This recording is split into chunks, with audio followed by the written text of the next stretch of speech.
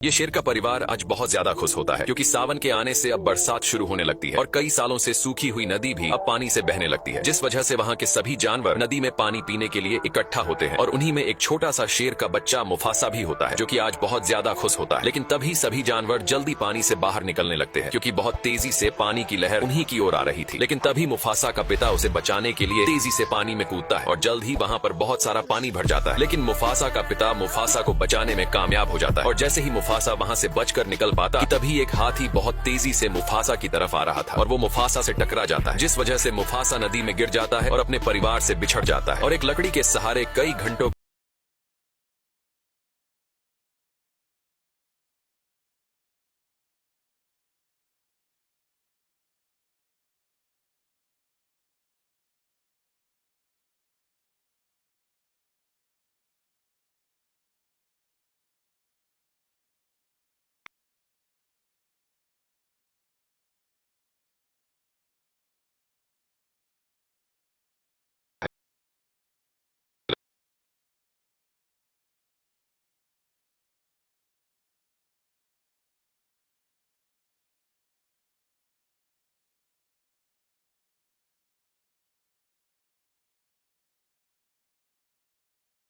अगर Mufasa race में हारा तो वो मेरा खाना बनेगा और जीत गया तो हमारे साथ रह सकेगा। जिसके बाद रेस शुरू होती है, लेकिन मुफासा कई दिनों से भूखा होने से वो सही से दौड़ नहीं पा रहा था और वो रेस में हारने लगता है। लेकिन तभी टाका जानबूझकर मुफासा को उसके आगे जाने देता है क्योंकि टाका को एक भाई चाहिए था और तभी मुफासा रेस में जीत जाता है। ये देखकर ओबासी बहुत ज्यादा गुस्सा हो जाता है, लेकिन अब वादे के मुताबिक मुफासा उन्हीं के साथ रह सकता है। जिसके बाद मुफासा और टाका एक साथ खेलने के लिए जंगल की ओर निकल पड़ते हैं और अब जैसे जैसे वक्त बीत रहा था तो वैसे वैसे टाका और मुफासा भी अब बड़े हो चुके थे। वो लोग खूब मजे करते हैं, लेकिन अभी भी टाका का पिता मुफासा से नफरत किया करता है और टाका को उससे दूर रहने के लिए भी कहता है। और एक दिन जब मुफासा टाका की माँ के साथ शिकार पर जाता है तो टाका उन्हें छुप कर देख रहा था, लेकिन उन्हें ये नहीं पता था कि उन पर खतरा मंडरा रहा है। और तभी अचानक ये सफेद शेर हिरन पर हमला करते हैं, लेकिन बीच में शेरनी आ जाती है। मुफासा ये देखकर तुरंत उन्हीं की ओर भागता है और उन सफेद शेर के सामने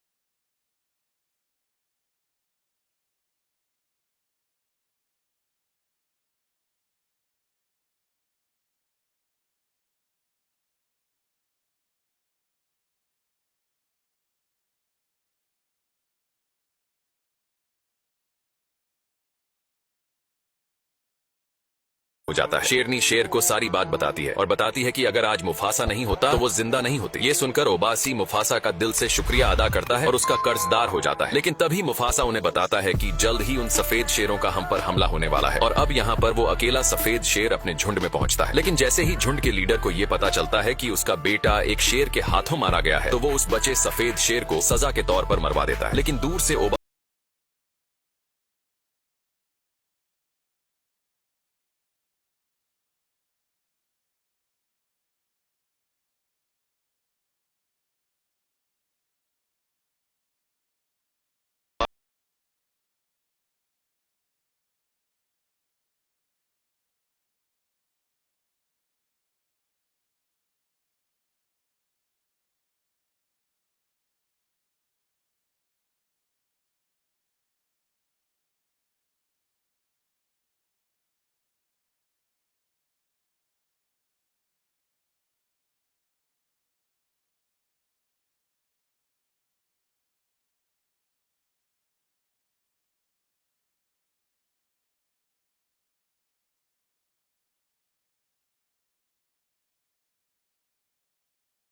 जाते हैं, लेकिन उन्हें ये नहीं पता था कि पानी में मगरमच्छ भी है और तभी टहनी टूट जाती है और वो लोग पानी में बहने लगते हैं। उन सफेद शेर से बचते हुए टाका और मुफासा रात को एक जंगल में पहुंचते हैं, लेकिन जब वो दोनों आगे बढ़ रहे थे कि तभी उनकी मुलाकात एक अनजान शेरनी से होती है और उसके भी झुंड पर उन सफेद शेरों ने हमला किया था। पर वो शेरनी किसी तरह से बच गई थी और वो अपने लिए एक पक्षी जासूस भी रखती है जिसका नाम जाजू था। लेकिन तभी उन्हें कुछ अजीब आवाज सुनाई देती है। दरअसल यहाँ पेड़ पर रहे सभी बंदर इस अनोखे बंदर को वहाँ से चले जाने के लिए कहते हैं क्योंकि उन्हें वो एक श्रापित बंदर लग रहा था, जिस वजह से वो बंदर खुद ही वहाँ से चला जाता है। और तभी मुफासा उस बंदर को डराता है और उसे कहता है कि हम सब तुम्हें खा जाएंगे। लेकिन वो बंदर तो उन लोगों से जरा भी नहीं डर रहा था क्योंकि वो अपनी मंजिल की ओर जा रहा था। ये सुनते ही मुफासा भी उस बंदर की बातों का यकीन करने लगता है और उस बंदर के बताए रास्तों पर चलने का तय करता है। लेकिन वो बंदर सब लोगों की मन की बात जान लेता था, जिसके बाद वो लोग इन चट्टान के नीचे से चलने का तय करते हैं ताकि उनके पैरों के निशान पीछे न छूट जाए। लेकिन ये सफेद शेर महक से पता कर लेते हैं। मुफासा का झुंड जब घाटी के बीच से गुजर रहा था तो तभी टाका उस शेरनी को अपनी रानी बनाने का सोचता है, क्योंकि टाका अब उसे पसंद करने लगा था। और तभी मुफासा टाका को बहुत से तरकीब बताता है और उस शेरनी की तारीफ करने के साथ उसकी सभी बातों को ध्यान से सुनने के लिए भी कहता है। मुफासा की ये तरकीब काम कर जाती है, जिस वजह से शेरनी और टाका की अच्छी दोस्ती होने लगती है। लेकिन तभी घाटी खत्म होते ही उनके सामने बहुत सारे हाथी आ जाते हैं जो कि कहीं पर जा रहे थे। पर तभी जाजू उन्हें बताता है कि वो सफेद शेर यहाँ तक भी पहुंच चुके हैं। सफेद शेर काफी होशियारी से उन्हीं की ओर आ रहे थे और तभी मुफासा